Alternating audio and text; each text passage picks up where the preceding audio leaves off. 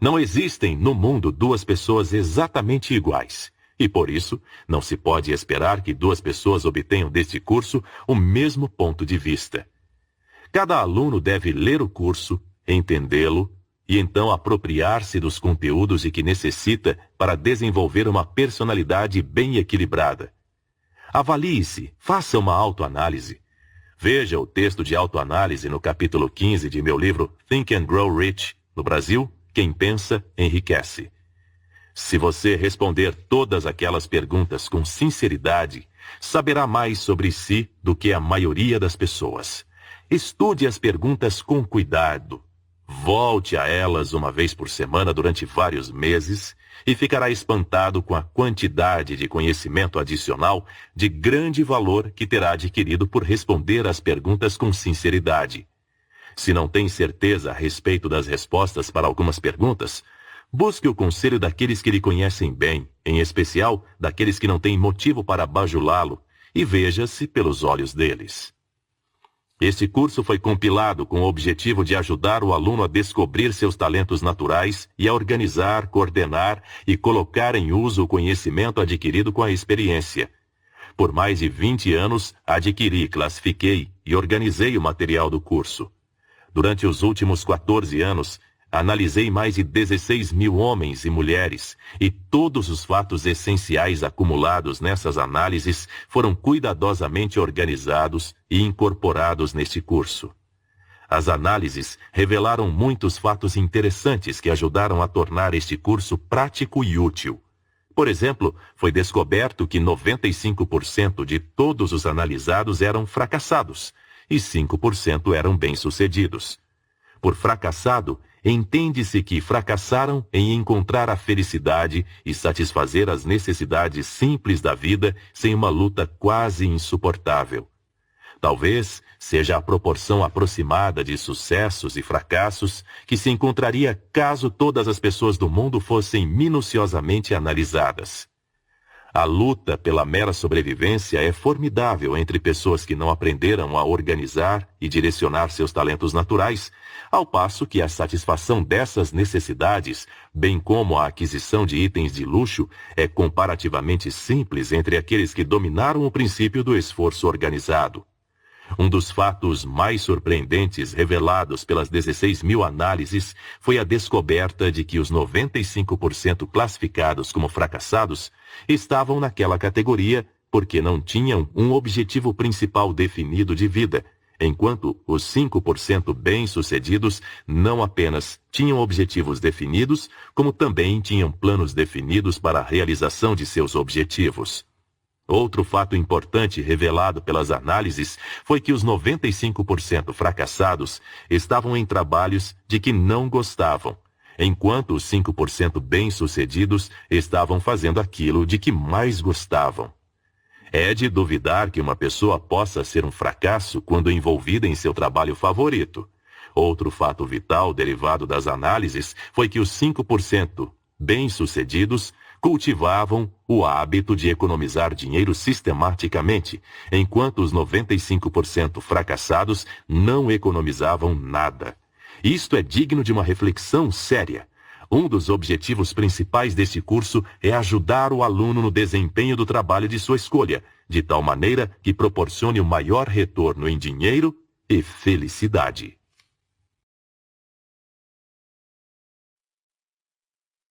Objetivo principal definido. O ponto principal desta lição pode ser encontrado na palavra definido.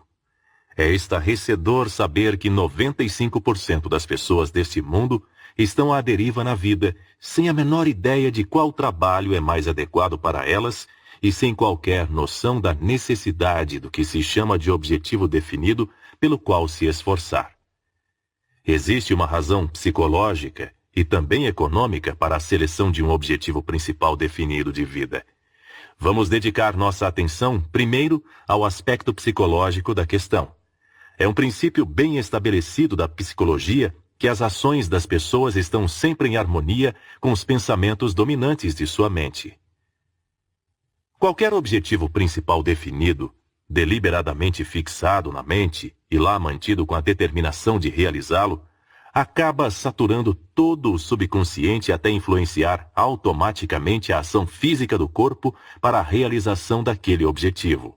Seu objetivo principal definido de vida deve ser selecionado com cuidado deliberado, e após selecionado, deve ser escrito e mantido onde você o veja pelo menos uma vez por dia. O efeito psicológico disto é gravar o objetivo no subconsciente com tanta força que ele aceite o objetivo como um padrão ou planta que por fim dominará suas atividades na vida e levará, passo a passo, rumo à realização do objetivo.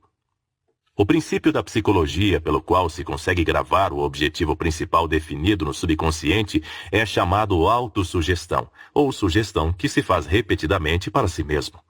É um grau de auto-hipnose, mas não tenha medo, pois foi o mesmo princípio que ajudou Napoleão a se erguer da situação humilde na Córcega assolada pela pobreza à condição de ditador da França. Foi com a ajuda do mesmo princípio que Thomas A. Edison ascendeu do começo humilde como jornaleiro ao reconhecimento como principal inventor do mundo. Foi com a ajuda do mesmo princípio que Lincoln transpôs o abismo do nascimento humilde em uma cabana de madeira nas montanhas do Kentucky até a presidência da maior nação da Terra. Foi com a ajuda do mesmo princípio que Theodore Roosevelt tornou-se um dos líderes mais agressivos a alcançar a presidência dos Estados Unidos. Você não precisa ter medo da autossugestão, desde que tenha certeza de que o objetivo pelo qual está se esforçando trará felicidade de natureza duradoura. Tenha certeza de que seu objetivo definido é construtivo, que sua realização não trará dificuldade nem miséria a ninguém, que lhe trará paz e prosperidade. Então, aplique a autossugestão até o limite de sua compreensão para a rápida realização do objetivo. Na esquina da rua, defronte à sala onde escrevo, vejo um homem que fica lá o dia todo vendendo amendoins. Ele fica ocupado o tempo todo. Quando não está fazendo uma venda, está torrando e empacotando os amendoins em saquinhos. Ele é um dos que constitui o grande exército dos 95% que não tem objetivo definido de vida. Ele vende amendoins não porque goste desse trabalho mais do que qualquer outra coisa, mas porque nunca sentou e pensou em um objetivo definido que lhe trouxesse maior retorno por seu trabalho. Ele está vendendo amendoins porque está à deriva no oceano da vida, e uma das tragédias de seu trabalho é o fato de que a mesma quantidade de esforço que coloca nele, se direcionado a outros rumos, traria grandes retornos. Outra tragédia do trabalho daquele homem é o fato de que ele inconscientemente está fazendo uso da autossugestão, mas em sua própria desvantagem. Sem dúvida, se seus pensamentos pudessem ser retratados, não haveria nada na imagem, exceto um torrador de amendoins, alguns saquinhos de papel e uma multidão comprando amendoins. Esse homem poderia sair do negócio de amendoins se tivesse visão e ambição para imaginar-se em um negócio mais lucrativo e perseverança para manter essa imagem na mente até influenciá-lo a dar os passos necessários para entrar em um negócio mais lucrativo. Ele coloca esforço suficiente no trabalho para obter retorno considerável caso esse esforço fosse direcionado à realização de um objetivo definido que oferecesse maior retorno. Um de meus amigos mais próximos é um dos escritores e oradores mais conhecidos do país.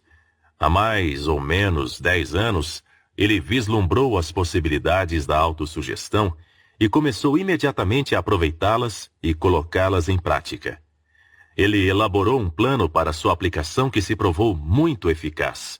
Naquela época, ele não era nem escritor, nem orador. Toda noite, antes de dormir, ele fechava os olhos e via, em sua imaginação, uma longa mesa de reuniões, na qual colocava certos homens bem conhecidos, cujas características desejava absorver para sua personalidade. Na extremidade da mesa, ele colocava Lincoln, e nas laterais, Napoleão, Washington, Emerson e Albert Hobart. Então, começava a conversar com essas figuras mais ou menos da seguinte maneira: Lincoln, desejo desenvolver em meu caráter as qualidades de paciência e justiça para com toda a humanidade, e o senso de humor sagaz que eram suas características marcantes. Preciso dessas qualidades, e não ficarei contente enquanto não desenvolvê-las. Washington, desejo desenvolver em meu caráter as qualidades de patriotismo, autossacrifício e liderança que eram suas características marcantes. Emerson, desejo desenvolver em meu caráter as qualidades de visão e capacidade de interpretar as leis da natureza escritas nas rochas das paredes da prisão, nas árvores a crescer, nos riachos a correr, nas flores a desabrochar e nos rostos das criancinhas que eram suas características marcantes. Napoleão, desejo desenvolver em meu caráter as qualidades de autoconfiança e capacidade estratégica para dominar obstáculos, tirar proveito dos erros e desenvolver forças da derrota que eram suas características marcantes. Hobart, desejo desenvolver a aptidão para igualar e até mesmo superar sua capacidade de se expressar em linguagem clara, concisa e contundente. Noite após noite, por muitos meses, meu amigo viu aqueles homens sentados ao redor da mesa de reunião imaginária, até finalmente ter gravado as características marcantes em seu subconsciente com tanta clareza que começou a desenvolver uma personalidade que era uma combinação daquelas personalidades. A mente subconsciente pode ser comparada a um ímã, e quando está vitalizada e completamente saturada com qualquer objetivo definido, tem uma tendência decidida de atrair tudo o que seja necessário para o cumprimento desse objetivo. Semelhante atrai semelhante, e você pode ver a evidência dessa lei em toda a folha de grama e toda a árvore que cresce. A bolota do carvalho atrai do solo e ar os elementos necessários para crescer como uma árvore. Nunca nasce uma árvore que seja parte carvalho e parte álamo. Todo grão de trigo plantado no solo atrai os elementos para crescer como uma haste de trigo. Jamais ocorre o erro de crescer aveia e trigo no mesmo talo. Os homens também estão sujeitos à lei da atração. Vá para a zona de pensões baratas de qualquer cidade, e lá encontrará pessoas de mesma inclinação mental. Por outro lado, vá a uma comunidade próspera, e lá encontrará pessoas de mesma inclinação mental. Homens bem-sucedidos sempre procuram a companhia de outros bem-sucedidos, enquanto os que estão em dificuldade sempre procuram a companhia daqueles em circunstância semelhante. A miséria adora companhia. Tão certo quanto a água busca o nivelamento, o homem busca a companhia daqueles que possuem status financeiro e mental igual ao seu. Um professor da Universidade de Yale e um vagabundo analfabeto nada têm em comum. Ficariam infelizes se obrigados a permanecer juntos por qualquer período de tempo. Óleo e água se misturam tão facilmente quanto homens que não têm nada em comum. Tudo isso nos leva a uma afirmação. Você atrairá pessoas que se harmonizem com sua filosofia de vida, querendo ou não. Sendo isso verdade, você consegue ver a importância de vitalizar sua mente com o objetivo principal definido que atraia pessoas que irão ajudar e não atrapalhar. Suponha que seu objetivo principal definido esteja muito longe de sua atual condição de vida. E daí? É seu privilégio, ou melhor, deve ser, ter metas elevadas na vida. Você deve a si e à comunidade onde vive definir um alto padrão para si mesmo.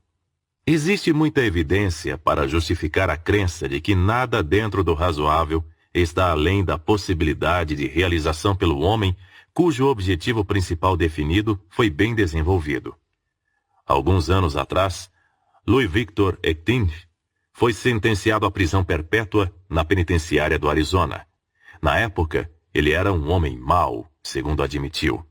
Além disso, acreditava-se que morreria de tuberculose dentro de 1 ano. Se alguém já teve motivos para se sentir desencorajado, esse alguém era Ectinge. O sentimento público contra ele era intenso e Ectinge não tinha um único amigo no mundo para vir oferecer encorajamento ou ajuda. Então aconteceu uma coisa em sua mente que trouxe de volta a saúde, derrotou a temida peste branca e, por fim, abriu os portões da prisão e lhe devolveu a liberdade. O que foi essa coisa? O seguinte: ele decidiu acabar com a peste branca e recuperar a saúde. Isto foi um objetivo principal definido.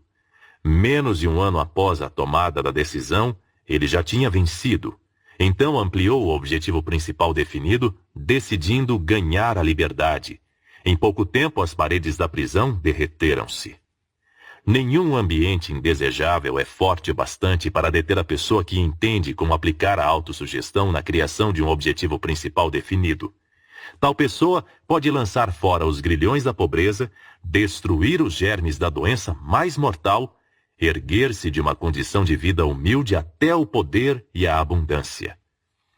Todos os grandes líderes baseiam a liderança em um objetivo principal definido. Seguidores são seguidores dispostos quando sabem que o líder é uma pessoa com um objetivo principal definido e coragem para respaldar o objetivo com ação. Até mesmo um cavalo teimoso sabe quando um cavaleiro com um objetivo principal definido toma as rédeas e cede a esse cavaleiro. Quando um homem com um objetivo principal definido passa por uma multidão, todos saem para o lado e abrem espaço para ele. Mas deixe um homem hesitar e mostrar por suas ações que não tem certeza de qual caminho quer seguir, e a multidão pisará nos seus pés e se recusará a sair 1 centímetro do caminho. Em algum lugar, a falta de um objetivo principal definido é mais perceptível ou mais prejudicial que no relacionamento entre pais e filhos. As crianças percebem muito rapidamente uma atitude vacilante dos pais e tiram vantagem disso com grande desenvoltura. É a mesma coisa por toda a vida. Homens com um objetivo principal definido garantem respeito e atenção o tempo todo. Isso basta sobre a visão psicológica de um objetivo definido. Vamos agora para o lado econômico da questão. Se um navio a vapor perdesse o leme no meio do oceano e começasse a andar em círculos, em breve esgotaria o suprimento de combustível sem atingir a costa, apesar de usar energia suficiente para ir e voltar várias vezes. O homem que trabalha sem um objetivo definido respaldado por um plano definido para sua realização parece o navio que perdeu o leme. Trabalho duro e boas intenções não bastam para levar um homem ao sucesso, pois como pode um homem ter certeza de que atingiu o sucesso, a menos que tenha estabelecido na mente algum objetivo definido que deseje? Toda casa bem construída começou na forma de um objetivo definido e de um plano definido, colocado num conjunto de plantas. Imagine o que aconteceria se alguém tentasse construir uma casa pelo método aleatório, sem planos. Operários atrapalhando uns aos outros, materiais de construção empilhados por todo o terreno antes que o alicerce estivesse concluído, e todos no trabalho teriam uma noção diferente de como a casa deveria ser construída. Resultado: caos, mal-entendidos e custo proibitivo. Você já parou para pensar que a maioria das pessoas termina a escola, pega um emprego, entra num ramo ou profissão, sem a mínima ideia de qualquer coisa remotamente parecida com um objetivo definido ou um plano definido, tendo em vista que a ciência oferece maneiras razoavelmente precisas de analisar o caráter e determinar a profissão em que as pessoas se encaixam melhor? Não parece uma tragédia moderna que 95% da população adulta no mundo seja composta de fracassados porque não encontraram seus nichos apropriados no mercado de trabalho? Se sucesso depende de poder, se poder é esforço organizado, e se o primeiro passo na direção da organização é um objetivo definido, então dá para ver facilmente por que um objetivo é essencial. Até selecionar um objetivo definido de vida, um homem dissipa suas energias e espalha seus pensamentos em tantos assuntos e tantas direções diferentes que isso leva não ao poder, mas à indecisão e fraqueza. Com a ajuda de uma pequena lupa, você pode aprender uma grande lição sobre o valor do esforço organizado. Usando a lente, você pode focar os raios de sol em um ponto definido com tamanha firmeza que eles farão um buraco em uma tábua grossa. Remova a lupa, que representa o objetivo definido, e os mesmos raios de sol brilharão sobre a tábua por 1 milhão de anos, sem queimá-la. 1000 baterias corretamente organizadas e conectadas por fios produzirão energia suficiente para manter um maquinário de bom tamanho em funcionamento por muitas horas. Mas pegue as mesmas baterias isoladamente e desconectadas, e nenhuma terá energia suficiente para ligar a máquina. As faculdades mentais podem ser comparadas a baterias.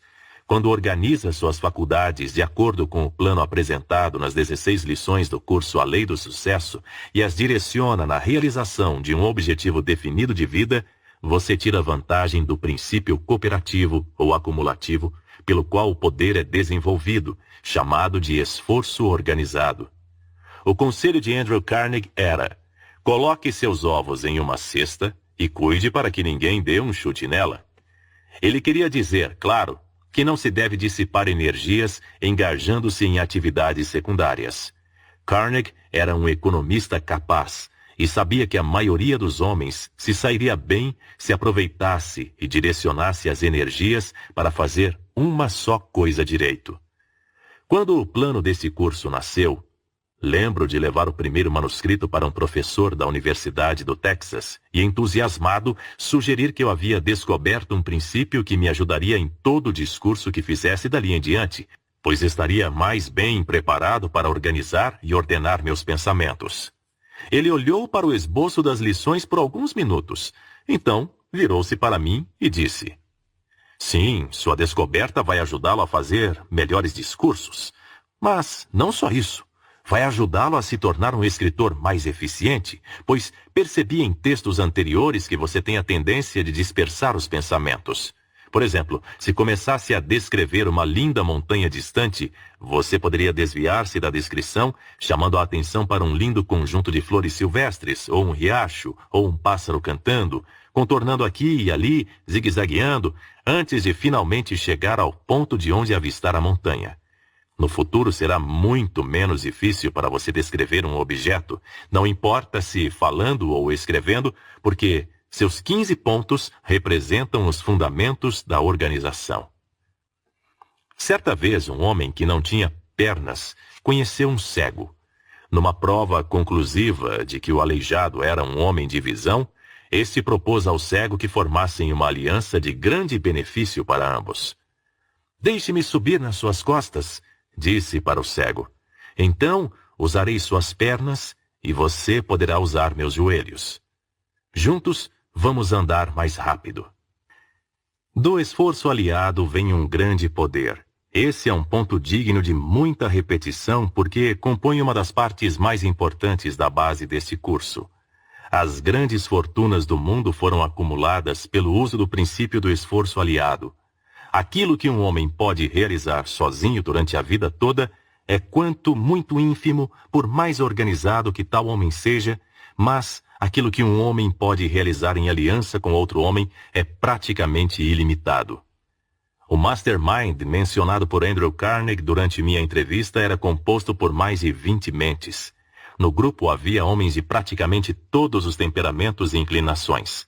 Cada homem estava ali para desempenhar um determinado papel e nada mais. Havia entendimento perfeito e trabalho de equipe entre aqueles homens. O trabalho de Carnegie era manter a harmonia, e ele fez isso maravilhosamente bem. Se está familiarizado com o futebol, você sabe, claro, que o time ganhador é aquele que melhor coordena os esforços de seus jogadores. Trabalho em equipe é o que faz ganhar, é a mesma coisa no grande jogo da vida. Em sua luta pelo sucesso, você deve manter em mente o tempo todo a necessidade de saber o que quer, saber precisamente qual é o seu objetivo definido e o valor do esforço organizado na realização daquilo que constitui o objetivo definido. De forma vaga, quase todo mundo tem um objetivo definido, isto é, o desejo de dinheiro. Mas isto não é um objetivo definido conforme o significado do termo nesta lição. Antes que seu objetivo de acumulação de dinheiro possa ser considerado definido, você deverá chegar a uma decisão sobre o método preciso pelo qual vai acumular dinheiro. Não bastaria dizer que você vai ganhar dinheiro entrando em algum tipo de negócio. Você teria que decidir que tipo de negócio. Também teria que decidir onde iria se instalar. Teria que decidir ainda as políticas empresariais sob as quais conduziria seu negócio. Ao responder à pergunta qual seu objetivo definido de vida, no questionário que usei para analisar mais de 16 mil pessoas, muitas responderam o seguinte: meu objetivo definido de vida é ser tão útil ao mundo quanto possível e ganhar bem. Essa resposta é tão definida quanto a ideia de um sapo sobre o tamanho do mundo. O objetivo desta lição não é informar qual deva ser sua profissão, pois isso só poderia ser feito com precisão após você ser analisado completamente, mas pretende gravar em sua mente uma noção clara do valor de um objetivo definido de alguma natureza e o valor de entender o princípio do esforço organizado como meio de alcançar o poder necessário para materializar o objetivo definido.